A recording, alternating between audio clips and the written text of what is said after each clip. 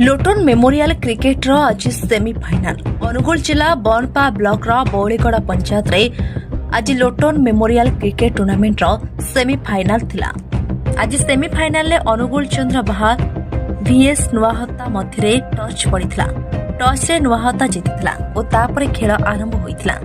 एही खेल रे अतिथि महोदय आसिथिले सुजित गणनाई, संग्राम दंडिया, रंजित भोक्ता, हेमंत स्तमल एही लोटन मेमोरियल खेल रे जोग दैथिले और दुई दलर खेलाड़ी अति सुंदर भावरे खेलिथिले।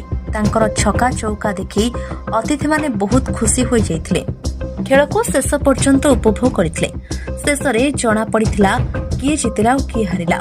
सेही दुई दल मध्यरु नुआहता 11 ओभर रे 184 रन करे विजय हासिल करथिला। 4 विकेट हराई नुआहता खेलाड़ी माने जितिबा परे खुशी होई किछि वार्ता दैथिले। स्टार 1 टीवी और चंद्र बहाल 11 ओभर रे 117 रन करे पराजय होइतिला। 8 गोटी विकेट हराई मन दुखरे घर को जाइथिले और शेष रे अतिथि माने खेल देखि विदाय नेथिले। अनुगुल जिला बनपालु श्यामघन नायकଙ୍କ रिपोर्ट स्टार 1 टीवी।